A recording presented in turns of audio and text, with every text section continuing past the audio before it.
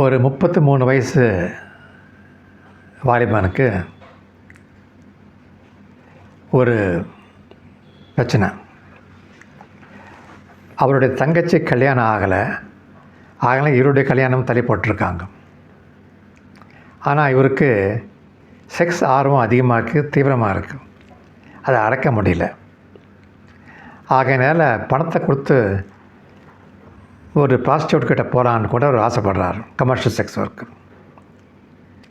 ஆனால் அவர் கேள்விப்பட்டிருக்கார், படிச்சிருக்காரு. அந்த மாதிரி போனால் ஒரு பால்வினை நோய், செக்ஷுவலி டிரான்ஸ்மிட்டட் இன்ஃபெக்ஷன் வரும்ன்ட்டு, வரதுக்கு வாய்ப்பு இருக்குன்ட்டு. அந்த மாதிரி வராமல் ஏதாவது பாதுகாப்பாக நான் மாற்ற மருந்து சாப்பிட்லாமா அப்படின்னு கேட்குறார். என்ன கேட்டான்னா, பெஸ்ட்டு பாதுகாப்பு அங்கே போகாமல் இருக்கிறது. ரெண்டாவது பாதுகாப்பு, ஆண் உரை யூஸ் பண்ணிக்கணும். அதுதான் இருக்கிறத பெஸ்ட் மெத்தடு.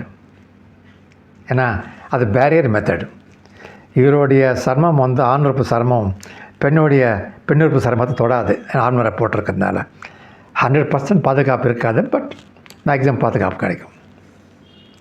இதுக்காக நான் தடுக்கிறதுக்கு மாற்ற மருந்து இல்லைன்னு சொல்கிறேன்னா, பல வகையான பால்வினை நோய்கள் இருக்குது. சிஃபிலிஸு, கொனோரியா, ஹெர்பிஸ் போஜெனிட்டாலிஸு, லிம்ஃபோகிரானுலமா வெனேரியம், வெனேரியல் வாட்ஸு, பல இது இருக்குது. புரிஞ்சுதா? இதுக்கு எல்லாத்தையுமே ஒரே மருந்தெல்லாம் அட்ஜஸ்ட் பண்ண முடியாது. அந்தந்த தனிப்பட்ட நோய்க்கு தனிப்பட்ட மருந்து இருக்குது, ட்ரீட்மெண்ட் இருக்குது.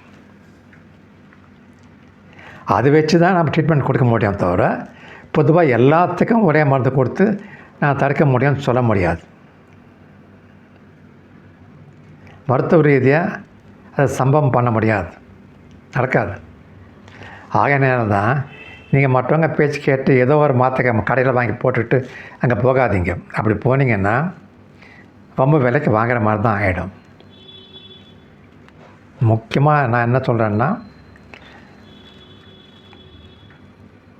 நீங்கள் அந்த மாதிரி பணத்தை கொடுத்து போக வேணாம். அதாவது நான் மாறலாக சொல்லலை, மருத்துவ ரீதியாக சொல்கிறேன் நான். ஏன்னா பிரச்சனைகள் வர்றதுக்கு வாய்ப்புகள் இருக்குது. ஏன் நம்ம ரொம்ப விலைக்கு வாங்கணும்? சரி, அப்படியே உங்களால் கண்ட்ரோல் பண்ண முடியல போகிறீங்க, பெஸ்ட்டு ஆண் உரையை போட்டுக்கணும். அதுக்கு பிறகு தப்பி தேடி உங்களுக்கு ஏதாவது நோய் ஒரு அறிகுறி வந்ததுன்னா, ஒரு பேச்சு சொல்கிறேன், ஆண் உறுப்புற புண்ணு, சீவு, இந்த மாதிரி ஜுரம் எதாவது வந்ததுன்னா உடனே டாக்டர்கிட்ட போய் தாமதம் பண்ணாமல் டாக்டர்கிட்ட போய் பரீட்சை பண்ணிக்குவாங்க. அந்த டாக்டர் நேர்முகமாக பரீட்சை பண்ணுவார், தேவைப்பட்ட ரத்த பரீட்சையும் பண்ணுவார். அப்புறம் எந்த விதமான நோய் வந்திருக்குன்னு கண்டுபிடிச்சிடுவார். அப்போ அதுக்கு தக்க மருந்து கொடுப்பார், நல்லபடி ஆகும். ஆகையினால பொதுவாக சொல்லப்போனால் பாதுகாப்பு முறை 100% எதுவும் கிடையாது. இருக்கிறது பெஸ்ட் பாதுகாப்பு முறை ஆண் உரை. மாத்திரை மருந்து எல்லாத்துக்கும் ஒன்றா கொடுக்க முடியாது.